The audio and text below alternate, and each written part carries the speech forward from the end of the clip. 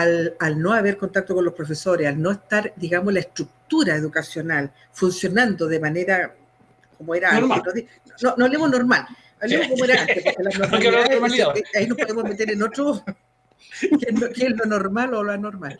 Pero eso es que hasta soy moda. Claro, eso se ha ido como no lo hemos retomado hasta este minuto, por cuanto tengo la percepción y tenemos toda la percepción de que hay un sistema educacional que también está un poquito colapsado con las clases online. Entonces, yo no sé si es lo que necesitamos en este minuto o dejar el libre albedrío que producen las redes sociales, por ejemplo, que es el más democrático de los medios, porque ahí sí que puede acceder todos los segmentos, todos los lugares, etcétera, todas las personas. Una consulta para ambas. Primero para ti, Sandra, continuando con el tema. De subir estos elementos contenidos a la web, el control de la, ¿cómo te dijera? La consistencia de esos contenidos, en el sentido de, porque tú puedes subir muchas cosas a la web, obviamente desde el museo, cosas que de repente escapan un poco al, como te dijera, la cosa de que tenga una curatoría más específica, es decir, esto es lo que debe subir, esto es lo que representa el museo, esto es lo que es la pinacoteca, efectivamente, esos son los contenidos. En eso también se ha pensado en grupos, como tú decía la Roxana, en grupos curatoriales que piensen efectivamente que estos contenidos tengan un peso específico, para llamarlo, al momento de subirlo, porque tú te metes a la web y está lleno de contenido, digamos. ¿Han pensado en eso, en formar grupos, o sea, o tú misma, una labor tuya como curadora, revisar esos contenidos antes de ser subidos a la web? Sí, sin duda. Cuando tú dices hablar de la web, me imagino que te refieres a la Internet, en términos generales. En general, me Claro. refiero a todas las Ahora, redes. sin duda, yo he estado al frente de la colección durante todos estos años, justamente generando los contenidos. Hay muchos contenidos que ya estaban, de manera que ahora ponerlos en una plataforma virtual significa, claro, reelaborar esos contenidos. Ahora, Sí. la gran pregunta es, tal como tú decías, que es la pregunta que todos nos hacemos: ¿cuántos de esos contenidos llegan a ese potencial público? Porque si yo reviso nuestras redes sociales, porque tú, en una de ellas, en un mes, en una semana alcanzamos casi 2.500 visitas. 2.500 personas que no entran a la pinacoteca en una semana. Exacto. ¿Correcto? Entran, pero por la información que pusimos en redes sociales, pasaron, se quedaron, la leyeron, les gustó. O sea, ¿me entiendes? O sea, esa interacción nosotros no tenemos en este minuto cómo medirla si esos contenidos llegaron a ese público o hay gente que pasó de largo. Sí tenemos algunos parámetros de trabajar con los tiempos, por ejemplo. No podemos colocar un video, ponte tú, o una exposición virtual que tenga más de 5 a 7 minutos. Claro. Porque hay que condensar la información, hay que privilegiar algunas frases, algunos contenidos de manera que yo pueda entregar esa información y en la eventualidad que ese público quisiera encantarse o profundizar más, dirigirse a otra página, que ahí puede ser la web, te fijas, donde pueda ya profundizar. Claro, pero la verdad es que es una cosa muy rápida, muy espontánea y tiene que ser muy inmediatista. Sí. Yo le voy a preguntar a Roxana, porque ella tiene una opinión al respecto. Sí, bueno, lo que tú te refieres como al comité editorial. Nosotros, en el fondo, a través del área educativa, se hace una revisión o un sentido de los contenidos que nos interesa que estén en la web. Pero como dice Sandra, en ese sentido ella tiene mucha razón. ¿Qué información termina quedando? ¿En qué grupo, en qué usuarios? ¿Cuál es el impacto que pueden tener? Bueno, lo van midiendo los likes, lo van midiendo las visualizaciones. ¿Te fijas? Es diverso también. Igual uno se pregunta en la visita misma, o uno se lo preguntaba cuando teníamos visitantes, ¿qué de lo que tenemos realmente queda? Las visitas guiadas, si son demasiado largas o demasiado cortas. Esto, llevándolo al mundo virtual, también se vuelve una preocupación, ¿no es cierto? Yo creo que intentamos mantener una línea dentro de lo que nosotros hacemos como museo, pero siento también que pensar de que lo que estamos haciendo, llegando a todos los públicos, también yo creo que hay que hacer una crítica también en eso, porque hay ciertos segmentos que tampoco están tan disponibles a la web o las plataformas virtuales. El Facebook es una maravilla, el Twitter también, pero sabemos que hay segmentos de nuestra población que no tienen acceso a esos recursos. O sea, Y también hay brechas de inclusión en eso, entonces hay otros elementos que se van tomando. También lo vamos a conversar. Yo creo que quería yo llegar a eso fundamentalmente, pensar que hoy día tenemos disponible contenido para subir a la web, obviamente, ¿cierto? Tenemos también curatoriados esos contenidos. La gente los puede acceder, digamos, pero no todo el mundo accede, porque no todo el mundo tiene internet, no todo el mundo tenga acceso a las redes. De consiguiente, continuamos con un público de alguna manera un poco más sesgado, porque al museo podía ir un niño que su casa no tenía web, ¿cierto? Y visitar el museo. Pero hoy día no puede hacerlo ni le va a llegar el contenido. Y aquí viene la pregunta. La relación con otras redes o con otras instancias, tanto con canales educativos que puede tener el Estado o que han explorado ese medio, digamos, de poder ampliar los públicos, de cómo el Estado de alguna manera siente que es parte importante que el público, que los niños, que los jóvenes, los adultos, la tercera edad, tenga acceso a contenidos museísticos. ¿Sienten ustedes que hay conciencia de eso o que simplemente ustedes están como en la última línea y prefieren el teatro, la danza, la música previo, digamos? No sé, es un prejuicio mío, lo quiero aclarar. Oye, a ver, yo me alejaba bastante de la televisión, ¿eh? Voy a ser bien honesta en ese comentario, un comentario de tipo personal. Siento que incluso están pasando más cosas en otras plataformas que lo que puede estar ocurriendo en la televisión con este tipo de elementos, ya de lo que tiene que ver quizás con museos, incluso con el arte. Sí. Entonces, y ha pasado muy poco tiempo quizás para que de alguna manera esto desemboque en una tarea, en un trabajo consistente. Estoy pensando en la televisión. Sí. Yo espero que sí. Es mi anhelo que esto en el fondo dé cuenta de que hay una necesidad creciente en la población por este tipo de elementos. Y yo creo que para el Día del Patrimonio fue muy revelador lo que ocurrió, la cantidad de usuarios que tuvo el Día del Patrimonio a través de la web, la cantidad de instituciones también que participaron en ella. Por lo tanto, yo creo que, y un poco haciéndome cargo de lo que dije recién, respecto de que en la web no podemos estar, no están todos ahí, sí sabemos que la televisión también tiene un grupo al que podemos acceder, y que yo estoy segura que está interesado en conocer nuestra oferta. Perfecto. Ahí tenemos un trabajo importante que realizar. Eso. Sí. Respondiendo a tu pregunta, yo creo que la preocupación está en los organismos, léase Ministerio de la Cultura, las Artes y el Patrimonio, y afines está la preocupación por el acceso a la cultura. Sin embargo, hasta este minuto la responsabilidad ha recaído en las instituciones, públicas o privadas. Cada uno ha sido el responsable de articular y de echar a andar los mecanismos que permitan diversificar su información en otras plataformas que no sea el público presencial. Ahora, yo creo que también a todos y a todas las instituciones esto nos pilló desprevenidos. No había ni la hay, una política que nos permita decir, mira, este es el plan B que tenemos en estos casos. No existe, lo estamos construyendo entre todos de a poco. Yo creo que eso ha sido...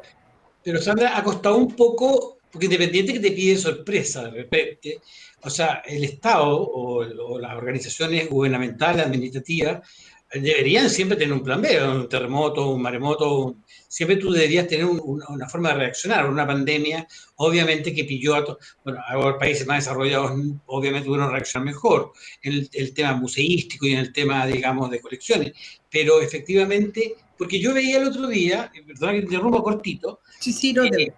que decía canal educativo. Entonces tome esa cosa, ¿cómo se llama? El control. Apriete W, vaya a no sé cuánto, después vaya al otro, después aplique no sé cuánto. O sea, ese no es un canal educativo, ya estás inventando dificultades técnicas para que los cabros tengan acceso a contenidos culturales, por ejemplo, o educativos. Cuando perfectamente podría la Televisión Nacional dejar toda la mañana para canal, en vez de los programas matinales, dejar programas educativos, recorriendo un museo, por ejemplo. Y conoces todos los museos vía la web, vía directa, digamos. A eso refiero yo. es que independiente de la reacción, pues una reacción independiente de un plan B o no, la reacción parece ser un poco más compleja que lo que uno esperaría, digamos. No sé, es mi opinión. Sí, ¿Sabes? Sí, Arnoldo, lo que yo siento que quizá ha habido un divorcio, por dar una palabra, o nos falta un acercamiento entre estas partes. En algún ya. momento cada una tomó un rumbo y nosotros nos consideramos así como la parte más docta o más científica y alejados de este otro mundo que es el divertimento, la cosa más lúdica, cuando en realidad ambas se pueden complementar sumamente bien. Pero en algún momento, y ahí desconozco la historia, digamos, del desarrollo de la televisión pública, y no me quiero meter en eso, pero nos divorciamos. Entonces yo siento que necesitamos esos espacios de encuentro. Quizás ahora, con la instalación del Ministerio de las Culturas y Artes Patrimonio, que es un ministerio nuevo, aunque tenga 2 o 3 años, sigue siendo un ministerio nuevo, Es donde nuevísimo. deberíamos llegar en algún momento a poder unirnos en esa discusión. Sí. Eso es lo que yo pienso. Sandrita, yo te interrumpí, disculpa. Sí, no, me tomo lo que está diciendo Roxana, sin duda que es una aspiración de larga data el complementar ese tipo de cosas, pero ahí caemos en otro tipo de intereses. La televisión responde a cosas absolutas. Los contenidos culturales que conocemos están a años luz de los contenidos culturales que conocemos nosotros que trabajamos en el mundo de la cultura. Sí. Y hay un concepto de equivocación. Mientras no estemos hablando el mismo idioma, difícilmente, porque ellos responden a una economía de mercado, responden a una cultura de masa que no siempre es la que uno espera. Tal como dice Rosana, claro que sería utópico pensar eso. Y sería la oportunidad ahora, indudablemente, de echar a andar. Tenemos la notable, pero yo creo, no le tengo tanta fe a la Que no va a pasar, reacción, no va a pasar mucho. no va a pasar nada. Estamos todos, yo creo que está todo, bueno, algunos, ¿no? Un segmento importante de la ciudadanía, de todos los ámbitos, esperando que esto pase para volver a lo mismo de antes. Sí. Pues yo creo que cuando todo esto pase, ya nada va a ser igual. No, Ya nada va a ser igual. Indudablemente que ya estamos pensando, ¿no es cierto? Si ya estamos acondicionando nuestro cerebro para consumir todo lo que tengamos que consumir a través de este mismo monitor que estamos hablando ahora, bajarnos de esto, claro, volver a lo de antes, no, lo vamos a seguir usando. De hecho, se usaba de antes. O sea, quiero decir que la preocupación... O sea, siempre existió, esto que tú necesitas hace años. La Claro, estamos descubriendo ahora. hace 5 años nosotros ya implementamos el tour virtual a la Pinacoteca. Sí. Y ya habíamos implementado algunas visitas virtuales, pero eso eran en apoyo, te fijas, de la visita presencial. Sí. Yo creo que cuando termine la cosa se va a invertir. Sí. Lo que va a pasar físicamente en la Pinacoteca va a ser de apoyo a lo que esté pasando, a lo mejor, estoy especulando, lo que está pasando en esta plataforma, porque realmente es un mundo que estamos recién descubriendo. Sí. Oye, una pregunta para las dos. Esta pandemia, de mi punto de vista, ha logrado una cosa que no había logrado el tiempo de normalidad, de salubridad, digamos, que era conectar a redes que no estaban antes conectadas con entidades que no se conectaban unas con otras. Y hoy día se están conectando. Entre comillas, podría ser algo positivo de toda esta tragedia, digamos. En ese caso, ustedes, ¿cómo lo han hecho? O sea, ¿existen otros museos? Una pregunta torpe, pero ¿existen otros museos de historia natural que estén conectados con ustedes? Y tú, Sandra, con otras pinacotecas, con los museos de Bellas Artes, ¿se han interactuado, se han apoyado o han visto de intercambio de contenidos, por ejemplo? ¿Se ha hecho eso? De contenidos no previamente tal. Quiero decir que la relación con otras instituciones museales la hemos tenido siempre, por intercambio de obra, por intercambio de información, hemos tenido siempre, digamos, incluso compartiendo información en la etapa de difusión. Y ahora obviamente se ha reforzado eso, y sí, hemos tenido contacto permanente, pero no necesariamente trabajando mancomunadamente. ¿Y por qué crees tú que no?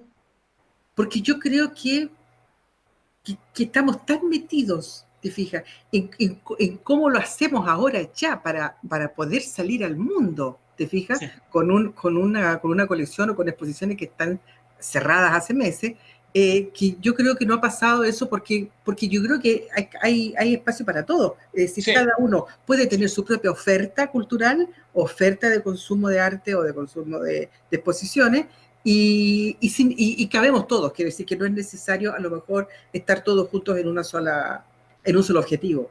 Claro. Y Roxana, tu contacto con otros museos. Yo ahí quisiera hacer una pequeña mención a nuestra preocupación, no solo mía, sino que nuestro equipo y de la gente que trabaja también en el ámbito de los museos del Estado, de lo que ocurre también con nuestros colegas de otras instituciones. Una salvedad, por ejemplo, cuando están al alero de instituciones como las universidades, sabemos que hay un apoyo detrás, pero hay otros museos que no cuentan con ese respaldo. Entonces, yo creo que es importante también ser empáticos con la realidad que le toca a ellos. Eso, disculpa que te interrumpa. Yo sé, por ejemplo, que ustedes han podido mantener sus equipos. Sí. Por ejemplo, la universidad hay un respaldo y mantiene los equipos, esto es el caso tuyo también. Pero hay muchas organizaciones que han tenido que cerrar definitivamente y despedir a la gente. O sea, definitivamente no van a funcionar, o por costo, por lo que significa mantención. En ese sentido, digamos, ¿cómo ven ustedes el futuro de sus organizaciones en los temas laborales? Porque también es pensar que a lo mejor esta readaptación va de alguna manera a tocar con el tema laboral, con el tema humano. ¿Ven ustedes un proceso de achique de los equipos o han trabajado siempre con equipos tan chiquititos que es imposible producirlos más, digamos? O sea, claro. Bueno, sí, yo diría que ese es el caso mío. En el caso de cada uno está cubriendo un área. Entonces, a mí sería muy terrible yo no quiero prescindir de nadie, pero eso yo espero que es algo que no ocurra. Sin embargo, bueno, sabemos que la situación no es fácil para colegas de las instituciones y lo que nosotros hemos tratado de estar cerca o en contacto con varios de ellos. Me tocó, a propósito del Día del Patrimonio Cultural, conversar con muchos, sobre todo porque cuando partió el Día del Patrimonio, perdona si te llevo a otro terreno enorme. Sí, no importa, si estamos... Cuando partió como idea, te fijas, primero se había cancelado el Día del Patrimonio. Luego, a propósito de una solicitud regional, dijeron, bueno, pero ¿por qué no la llevamos a una experiencia virtual? Ya, nos subimos a ese trabajo y yo decir que para mí igual fue con un grado de preocupación porque yo decía, bueno, en realidad vamos a celebrar el Día del Patrimonio en estas circunstancias, sí. Pero en la conversación nos dimos cuenta que era importante y muchas instituciones consideraban que era una forma de mantenerse visible. Sí. De mostrar que no habían desaparecido. Y cuando yo conversaba con ellos, vi que en el fondo ellos estaban ansiosos de que se desarrollara. Entonces este Día del Patrimonio fue más bien una conmemoración y un espacio de encuentro en donde cada uno aportó lo que hacía. Incluso no tenía temática, era un Día del Patrimonio en casa. Entonces, yo creo que por ahí, por ejemplo, sí se generan vinculaciones de trabajo en conjunto. El Día del Patrimonio lo fue, participaron muchas de nuestras instituciones regionales, tuvimos una alta convocatoria, y luego hemos seguido en conversaciones con otros museos, e incluso hace poquito estamos trabajando en una capacitación conjunta con el Museo de Penco, los invitamos a participar en una capacitación en que estamos nosotros, con el Consejo de Momento y cosas así. Fíjate que en el Teatro Chillán, que participó también en el Día del Patrimonio, con cosas típicas de Chillán, que tuvo 30.000 visitas. Estuvo como en el top 10 de las visitas, digamos, en el Día del Patrimonio. Y es muy, muy decidor. Y eso es muy bonito también, digamos, que mucha gente se interese por las cosas patrimoniales, porque de verdad es como, bueno, siempre fue un éxito esto de visitar las casas, visitar los palacios, visitar la Lagunea. Era atractivo porque la gente quería saber lo que pasaba adentro, digamos. Pero efectivamente ahora por la web ya hay un esfuerzo más porque no hay un contacto físico. ¿Y tú, Sandra? Respecto al tema. Mira, no he percibido yo en las instituciones en general, las que conozco, que están ocurriendo ese tipo de prácticas de dejar gente dando vueltas. Lo que sí veo en el mundo de la cultura entre los artistas, que hay bastante orfandad en ese sentido. Sí, eso es un tema. Creo que se nos escapa un poquito el tema de los museos, pero en los museos trabajamos con la obra de los artistas. Sí, eso es obvio. O sea, no puedo no mencionarlo ni no preocuparme, porque, bueno, hay varias iniciativas, han salido varias rifas bastante exitosas, hay plataformas que están y hay iniciativas, tanto privadas como públicas, de un poquito paliar esto, pero yo veo al mundo de la cultura, a los protagonistas del mundo de la cultura, muy golpeados por esta crisis, y yo no sé si esto resista hasta fin de año, si no hacemos algo ya, institucionalmente, quiero decir, Sí. de ver cómo, ahí sí tendríamos que unirnos, ahí sí tendríamos que conversarlo, y tendríamos que ver de qué manera sostenemos esto.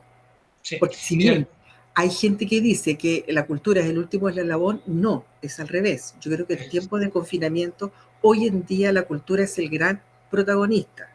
O sea, Sí. el consumo que tenemos en cultura, yo creo que está lejos más allá de, a lo mejor, las noticias, a lo mejor otras plataformas en el mundo deportivo, tal vez, Sí. etcétera.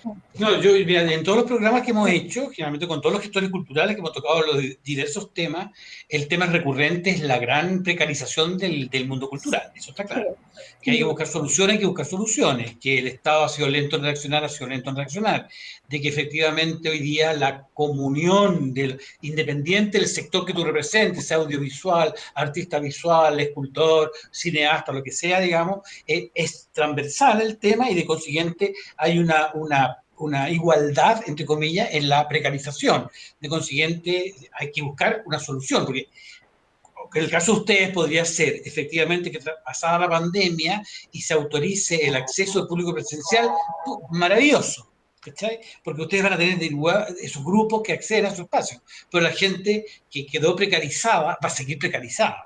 Entonces, también es un tema que debe preocuparnos a todo el estamento cultural, fundamentalmente desde lo administrativo y estatal hasta los más particulares, como el caso de Artistas Raceros, que es una organización particular, digamos. Entonces, también la empleabilidad del sector es hoy día un tema súper importante. Pero un tema también que tiene que ver con ustedes dos es el cuidado de las obras. Que las obras requieren mantención, aireación, climatización, cuidado, restauración. ¿Cómo han logrado efectivamente poder cuidar el patrimonio que ustedes contienen en su organización? Sandra. Siempre todo. Bueno, en esto de optimizar los espacios, hace ya algunos años, por lo menos en la Pinacoteca, se equiparon los edificios con sistemas de climatización, medidores de humedad y de temperatura, particularmente la bodega principal, el almacén principal de la Pinacoteca, que es ese enorme espacio que está en la dependencia y que sí tiene control de humedad, temperatura, y que lo que permite que las obras estén óptimamente. Pensemos de que lo que se expone no alcanza el 10% y que el grueso de la colección está almacenado. Y ese almacenamiento sí exigía tener, por Oye, supuesto, ciertas condiciones. un paréntesis, Sandra, ¿y la que quedó en Santiago instalada? Sí, todavía está allá. Pero Faltan 6 meses. ya te cuento de eso, sí. Ya, eso que Claro. Bueno, eso, entonces, claro, las obras están a resguardo, están bien. Lo que estaba en salas de exposiciones se llevó a la bodega, se guardó todo y está todo almacenado como exigen las leyes de conservación, de manera que yo creo que ahí no hay un patrimonio en peligro. Respecto a la exposición que teníamos en Santiago, te contesto al tiro, sí, efectivamente la exposición estaba hasta mediados de abril, con sí. posibilidades de quedarse hasta fines de mayo. Había una posibilidad porque había sido muy visitada, había gustado mucho la muestra. Bueno, y vino el cierre, ya nada más que hacer, pero también tengo que decirlo, el museo tiene también las condiciones óptimas. Sí, no, por supuesto. Felizmente tampoco tiene la humedad que tenemos acá, Sí. pero ellos tienen las salas climatizadas, ellos tienen sistemas de conservación que ha permitido que las obras estén bien resguardadas allá. Llegará el momento en que podamos movernos, ir a buscarlas y traer esa exposición. Hay que repartirlas. Repatriarlas, exactamente. Y tú, Roxana, con respecto a tu conservación, que es bien complejo lo tuyo, sí, porque hay varias cosas que conservar ahí. Sí, de distintas materialidades. Claro. Bueno, nosotros también tenemos un sistema de climatización que fue instalado por ahí por el 2003, si mal no recuerdo, en la época que don Marco Sánchez, ustedes recuerdan muy bien, ¿no es cierto? Marquito, por supuesto. Muy querido para nosotros, ex director, mi jefe, sigue siendo para mí. Se instaló un sistema de climatización que fue, bueno, el milagro para la conservación de las piezas, manteniendo una temperatura y una humedad bastante estable. Eso se ha podido seguir desarrollando bien. Nosotros tenemos un sistema de caldera, así que se cuentan, digamos, con los recursos para la compra del insumo apropiado para el funcionamiento de la caldera.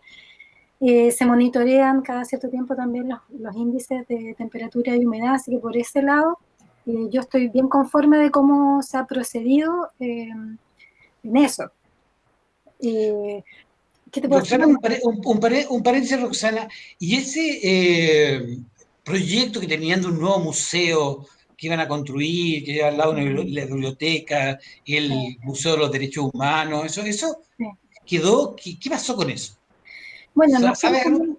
lo que yo te puedo confirmar de eso es que tenemos asignado un sector cerca de la costanera, cerca del Teatro Bio Bio, en Al donde cual se rompió el paño, la tela, digamos. ¿A sí, cuál se le rompió la tela? Tiene roto el paño.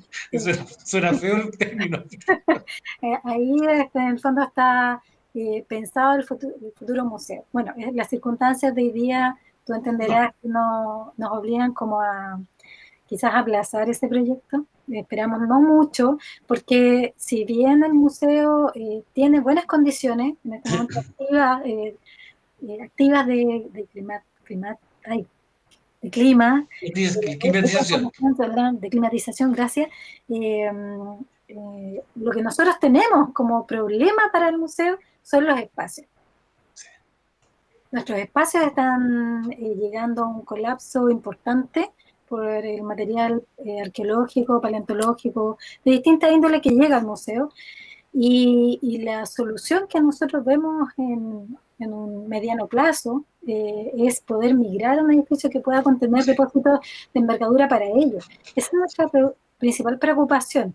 Por supuesto, también cubrir la oferta cultural con espacios adaptados para los talleres, porque Sandra y ustedes y quizás las otras personas que están escuchando este encuentro ya los conocen y saben de que tenemos un auditorio que es multipropósito y lo usamos para miles de cosas, pero pienso que la oferta podría enriquecerse aún más si pudiéramos contar con áreas definidas, por ejemplo, para talleres, para exposiciones.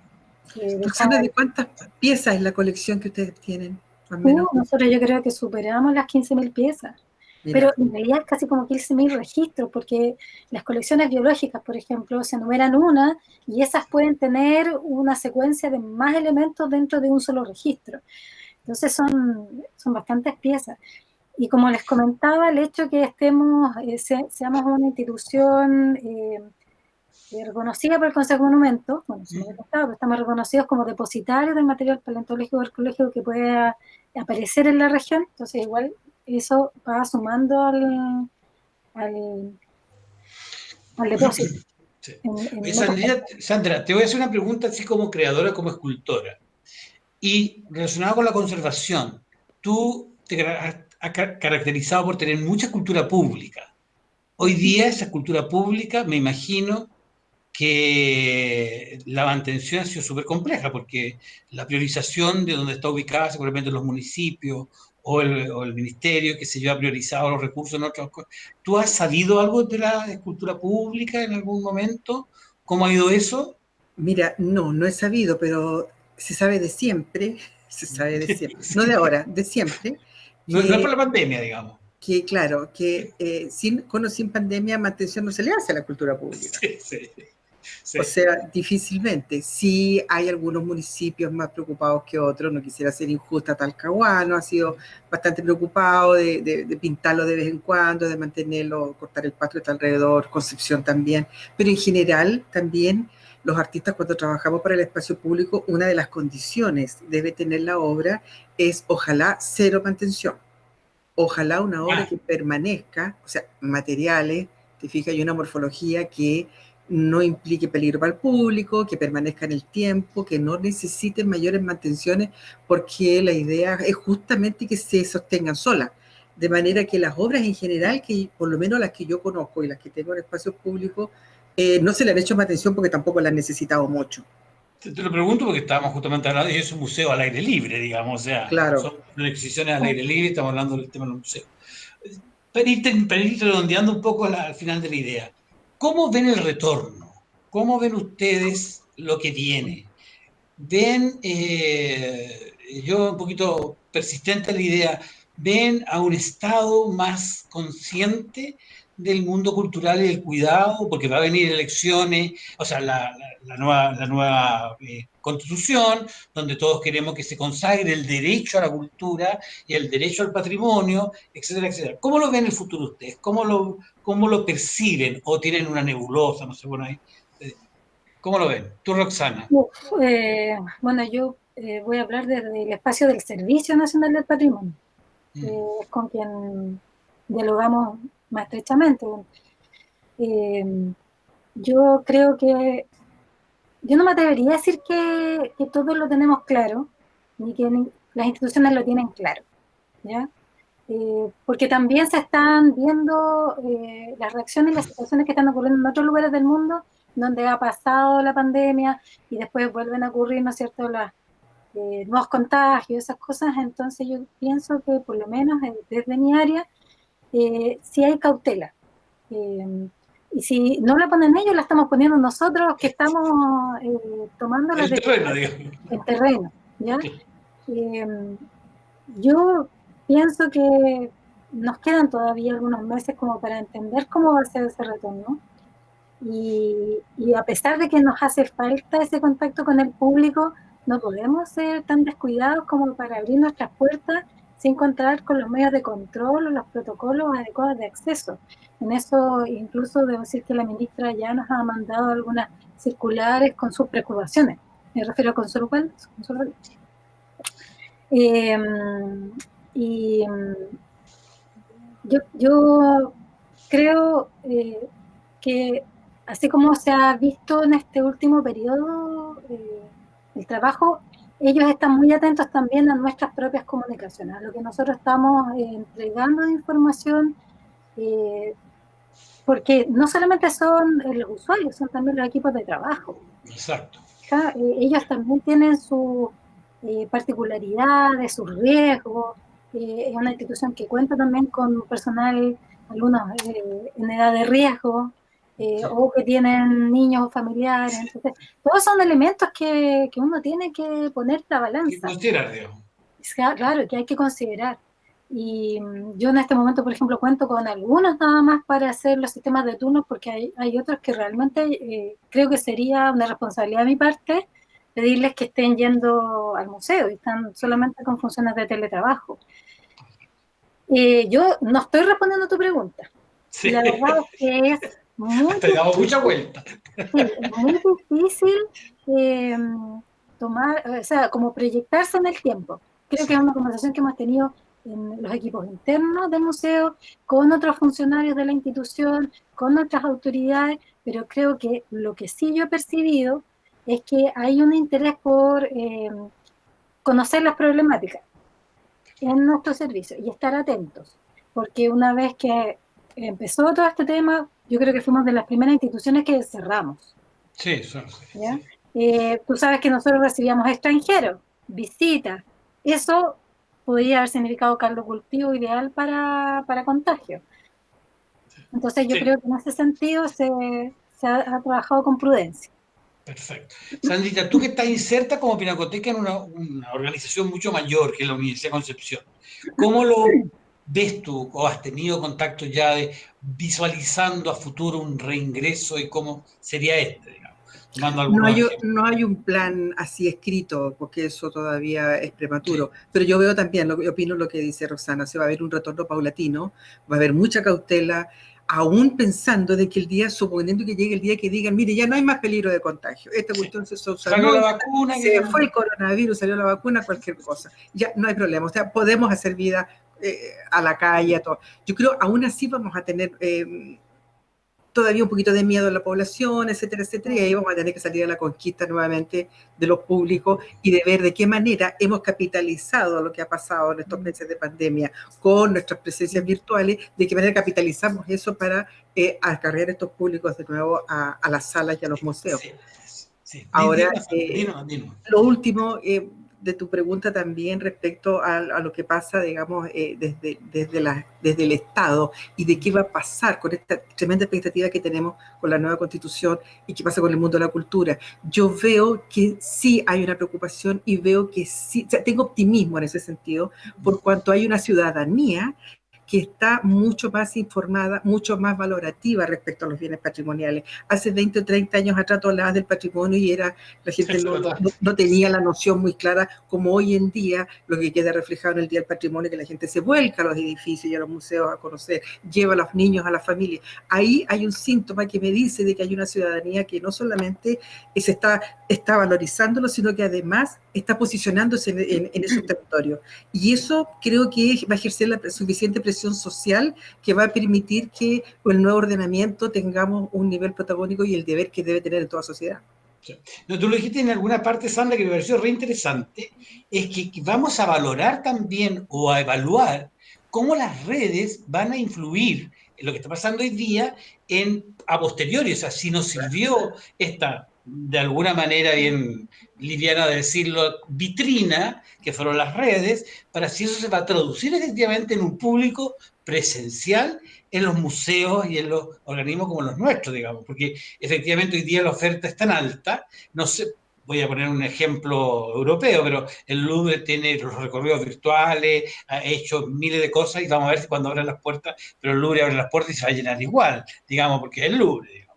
Pero nosotros más cercanos, vamos a ver si efectivamente hubo un eco de la red con lo que va a pasar posteriormente en la realidad. Yo creo que hay un público en este minuto que está creando un hábito, que es el consumo a través de las plataformas. Y ese hábito, revertirlo, yo no sé si va a ser tan instantáneo, tan No, mágico, yo creo que no es instantáneo. o hay un público que se va a quedar ahí para siempre, que no le va a interesar ir allá, a lo mejor. No, porque te lo cuento que nosotros como artistas de la selva tenemos 200 alumnos inscritos en la web que pagan, que es una maravilla, digamos, o sea, porque de verdad son 200 alumnos. Pero resulta que cuando volvamos, vamos a tener que tener lockers donde los profesores hagan clases, sigan con las clases vía web, porque los alumnos no van a migrar de lo web a lo presencial, digamos. Tú vas a capitalizar ese recurso, que lo descubriste ahora. Sí. No, lo descubrí ahora, porque hay pandemia, digamos. Claro, nos vimos un poco forzados a entrar en esta lógica, pero como decía en algún comienzo Sandra, la verdad es que hay mucho que aprender y es una oportunidad. Es una gran oportunidad que se nos abrió para contactarnos con personas con que en realidad no sabíamos que podíamos tener tanta afinidad. Así que yo la verdad es que en ese sentido me siento bien positiva. Tengo una mirada bien positiva de ese retorno. Cuando sea, en el momento que sea, con las cautelas que correspondan.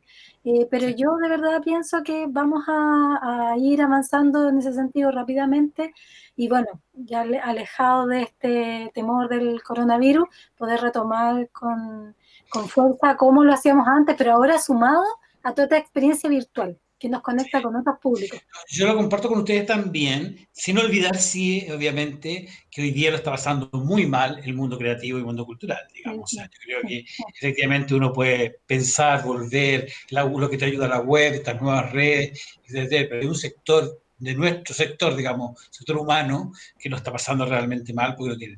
Y en ese sentido tenemos que preocuparnos, digamos. Yo creo que efectivamente las organizaciones debemos tener nuestra responsabilidad moral y ética de preocuparnos de nuestro sector, que efectivamente es lo que produce. Por ejemplo, decíamos nosotros en la conversación con la gente de la Subsecretaría de Cultura, o sea, no pueden morir los espacios, porque ¿dónde los creadores que están creando hoy día, a pesar de toda la precarización, van a mostrar la obra posterior? O sea, la Pinacoteca va a estar llena de propuestas, producto de un periodo de creación pandémico, digamos. El museo igual va a tener otras posibilidades, la gente va a querer mostrar esta experiencia, que fue una experiencia límite, digamos, y los creadores no van a estar ausentes de reflejar a través de su arte, digamos, y para eso necesitan espacio, necesitan el Museo de Historia Natural, necesitan la Pinacoteca, necesitan el terracero. Entonces, defender estos espacios es fundamental también para lo que pueda venir y la creación, digamos, que venga, digamos. Bueno, y también dar espacio a las memorias, ¿no? Porque todo esto de alguna manera se va a reflejar, es una historia, es un hito. Así como ocurrió para el 2010, para el terremoto, que se levantaron muchas iniciativas, esto va a ocurrir lo mismo.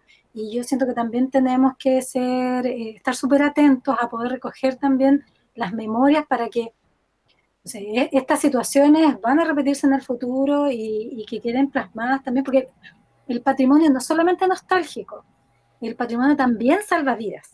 Sí, sí. ¿No? Eso es algo que yo recuerdo haber escuchado de la gente de Proyecta Memoria, de Fundación Alto Sí. Río, que tienen toda la razón. Este hito que yo le comento a mis hijos, para ellos esto es nuevo, pero para nosotros también, y para los adultos mayores también. ¿Cuántos han vivido una pandemia? Son Sí. muy No, pocos. yo he vivido todo menos la pandemia y soy adulto mayor. Me Entonces, falta la pura pandemia, ¿no? entonces Me falta la pura pandemia, ¿no? hay tanto también por recoger ahí, en ese espacio, de Sí, las sí. memorias, Sandra, de ¿y los tú? procesos. Sí. Y Sandra, tú, espérate, ya ir terminando. ¿Piensas que va a haber creación y que se va a requerir de espacio? Sí, sin duda que vamos a tener muchas exposiciones que se van a llamar cuarentena, yo creo. No te caes No, ninguna duda de eso eso. O es COVID, una broma, O es una pandemia. broma. Yo creo que también esta pausa ha servido también como refugio creativo para muchos artistas. Yo creo que a pesar de la precariedad, a pesar de que lo están pasando mal, los artistas están trabajando y están produciendo obras y eso va a ser, digamos, por así decirlo, un festín, cuando podamos realmente visitar todo eso, conocerlo y poder celebrarlo. Bueno, querida Sandra, querida Roxana, le agradezco muchísimo, estuvo entretenidísima la conversación. Yo creo que hicimos un buen imagen de lo que está pasando con los museos, efectivamente, que no tienen los públicos, pero sí tienen otros públicos y que esperamos que los recuperen efectivamente y puedan seguir desarrollando su labor. Será mañana, pasado mañana, o en 20, no sé, mucho tiempo más, pero en algún momento obviamente vamos a estar en contacto directo con la obra. Así que les agradezco muchísimo. Espero que nos volvamos a encontrar en otra conversación post pandemia, a ver cómo nos fue, qué tuvimos, porque también es importante, ¿eh? Yo creo que conversar durante la pandemia y durante este proceso me parece súper bien, pero yo creo que posterior, a evaluar después, continuar con nuestro conversatorio, cómo nos modificó nuestra conducta, cómo modificó nuestros públicos, qué quisimos hacer, ¿no es cierto? Si nos resultó o no resultó, efectivamente va a ser súper importante. Así que, Sí, fue chicas, gratísimo conversar y gracias a ti por la invitación. todo lo contrario, gracias a Tita Trasero que nos permite efectivamente poder conversar. Tú que yo eres me ex sumo, profesora de nuestra también. Sí, pues, también. yo me sumo también a los agradecimientos por la También estamos invitación muy y haber vinculados con esto. compartido este grato momento con ustedes. Gracias, querida, que estés muy Un bien. gusto.